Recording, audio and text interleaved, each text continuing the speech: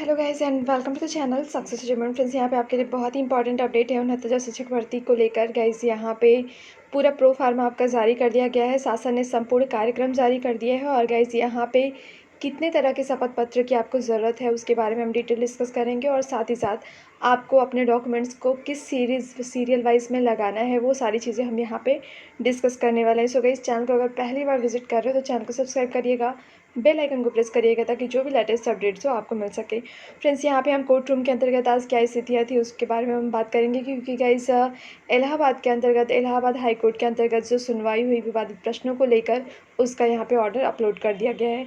तो guys, first of all यहाँ पे हम आपसे ये डिस्कस करेंगे कि आपको डॉक्यूमेंट्स किस सीरियल वाइज रखना है और आपके लिए किस तरह के एफिडेविट की ज़रूरत होगी।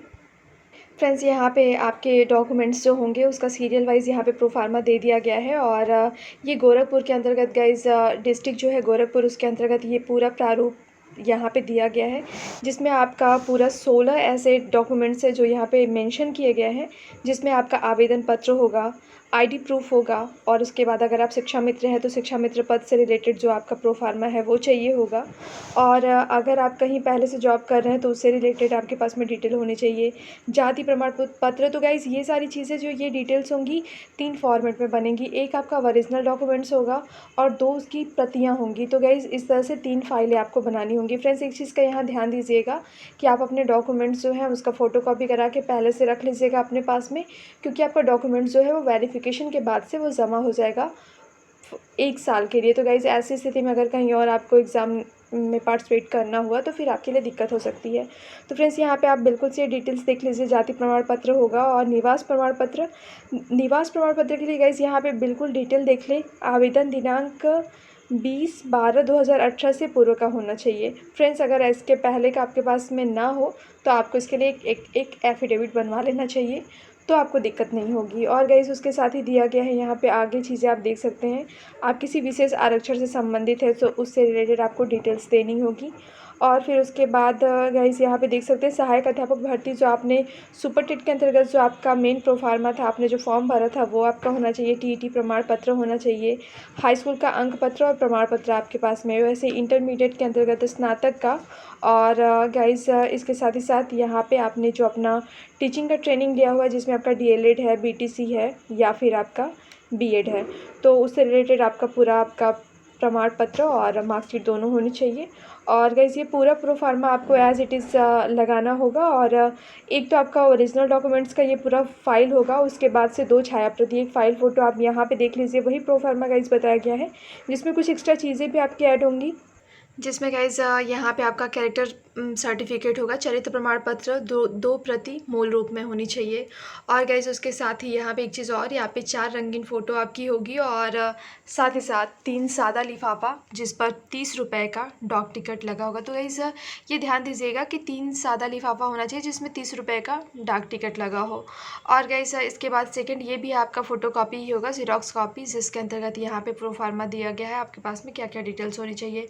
तो फ्रेंड्स, इस तरह से ये आपके सामने डिटेल्स है। और आगे हम यहाँ पे बात करने वाले हैं आपके पास में एफिडेविट कितने तरह के होने चाहिए, क्योंकि एक मेन एफिडेविट के बारे में हमने बात की थी जिसमें 100 रुपीज़ का आपका एफिडेविट था, और एफिडेविट है जिसके बारे में हम यहाँ डिटेल डिस्कस करेंगे। फ्रेंड्स, यहाँ पे आपका जो डिस्ट्रिक्ट है गोरखपुर, उसके अंतर्गत काउंसलिंग है, तो ये प्रोफार्मा आपका दिया गया है जिसमें आपका डिटेल्स यहाँ पे दिया गया है। हम यहाँ पे गाइस जो डिटेल है यहाँ पे मेन रूप से डिस्कस करेंगे यहाँ पे एफिडेविट को लेकर। प्रारूप फर्स्ट, प्रारूप सेकंड, प्रारूप थर्ड। तो फ्रेंड्स, यहाँ पे 3 तरह का प्रोफार्मा आपके सामने दिया गया है।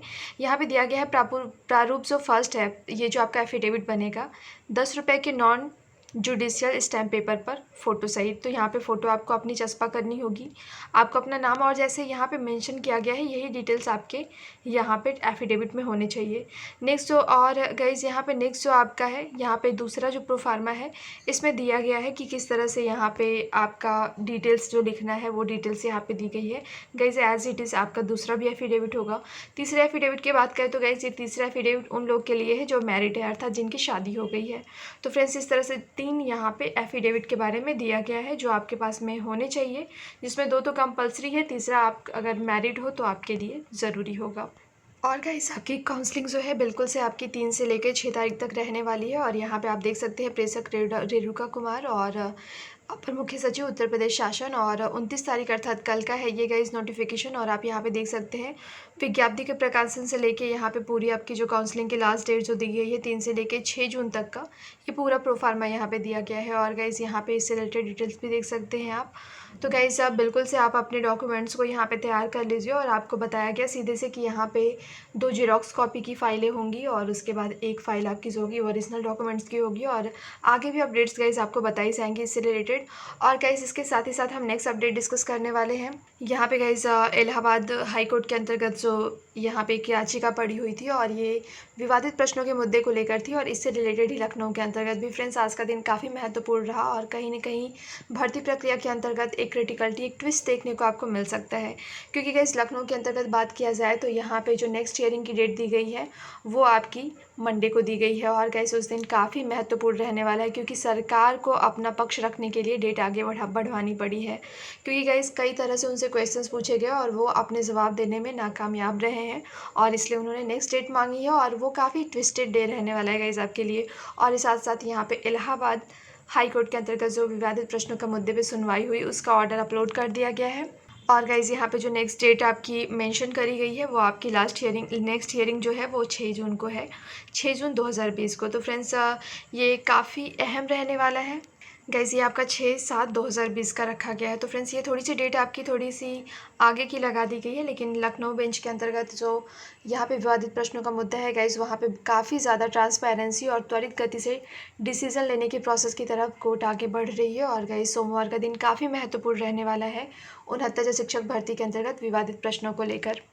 और गाइज़ यहाँ पे बात करें तो 69 शिक्षक भर्ती के अंतर्गत आपकी जो काउंसलिंग है उसके लिए डिटेल्स बिल्कुल से आती जा रही हैं। और जहाँ तक है यहाँ पे जो आपकी लिस्ट है जो काउंसलिंग से रिलेटेड आपकी मेरिट लिस्ट आने वाली है उसके आने के चांसेस हैं गाइज़ यहाँ पे रात में 12 बजे के बाद से एनी टाइम आपका आ सकता है। और संडे के दिन होने के बावजूद भी आपका जो यहाँ पे मेरिट लिस्ट है बिल्कुल से आएगा गाइज़ क्योंकि यहाँ पे बहुत त्वरित गति से सरकार के द्वारा कार्यक्रम को आगे बढ़ाया जा रहा है। और फ्रेंड्स दूसरी तरफ यहाँ पे विवादित प्रश्नों का मुद्दा वहाँ एक ट्विस्ट है जो कि आपको सोमवार को देखने को मिलेगा कि कोर्ट रूम के अंतर्गत हियरिंग में क्या होता है। क्योंकि गाइज़ आज लखनऊ के अंतर्गत जो हियरिंग हुई है लखनऊ खंडपीठ के अंतर्गत वो काफ़ी लंबी चली और यहाँ पे सरकार अपना पक्ष अच्छे से नहीं रख पाई है। तो गाइज़ जो भी अपडेट्स होंगे आपको प्रोवाइड की जाएंगी। गाइज़ इस वीडियो में इतना ही।